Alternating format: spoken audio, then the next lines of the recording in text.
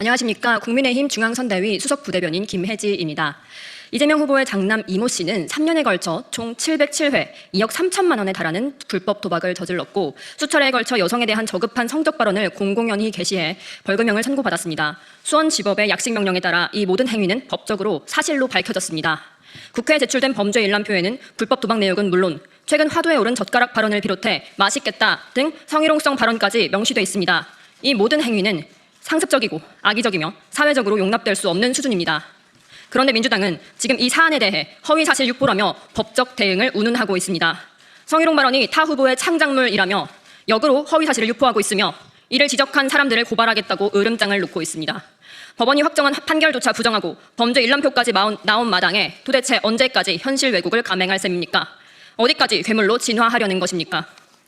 여성 친화정이라는 정치인이 정작 아들이 여성에 대한 음담 패설을 반복했는데도 사과 한마디 없이 침묵하고 심지어 책임을 타인에게 돌리며 법적 조치 운운하는 지금 이 모습 모순적이고 비겁합니다. 게다가 성고문을 당했었다는 전 민주당 의원은 과거 이 후보 아들의 여성 비하 표현은 안타깝지만 평범하다며 궤변을 하기도 했습니다. 선택적 여성 인권, 표팔이용 여성팔이 그만하십시오. 정작 여성을 보호하고 책임져야 할 때는 입을 다무는 이재명식 민주당식 여성 인권은 허상이었습니다. 진심으로 여성 인권을 생각했다면 지금쯤 두 손 모아 사과하고 있었어야 합니다. 도박 자금의 출처도 의문입니다. 공보물에 따르면 이 씨의 재산은 390만 원, 그런데 그는 2억 3천만 원에 달하는 거액을 도박에 썼습니다. 이 자금은 어디서 났습니까? 누군가 대신 대납해 준 것입니까?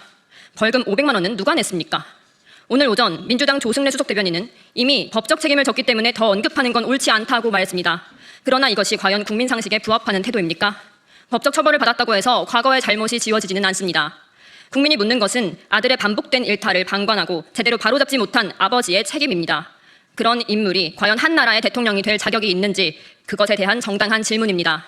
그런데도 더는 언급하지 말라는 식의 발언은 국민을 향한 일종의 협박이며 본질을 회피하려는 기만적 태도에 불과합니다. 자식 하나도 제대로 단속 못하면서 5천만 국민의 삶을 책임지겠다는 것은 국민들을 우롱하는 일입니다. 가정조차 다스리지 못하는 자에게 나라를 맡기는 건 국가를 실험대에 올리는 일입니다. 도박도 성희롱도 범죄자의 아버지인 이재명 후보가 대통령이 되고자 한다면 도의적 책임을 지고 2번이고 3번이고 국민 앞에 사과해야 마땅합니다. 참고로 이재명 후보는 2021년 아들의 불법 도박 의혹에 대해서는 사과했으나 성희롱성 발언에 대해서는 사과한 적이 없습니다. 지금 민주당과 이재명 후보가 해야 할 일은 억지 법적 대응이 아니라 침묵을 깨고 국민 앞에 정식으로 사과하는 일입니다. 잘못은 아들이 했지만 책임은 그 아들을 바로잡지 못한 아버지에게도 있습니다. 본인들의 책임을 회피하려고 자꾸 화살을 다른 사람에게 돌리지 마십시오. 현명한 국민들은 더 이상 속지 않습니다.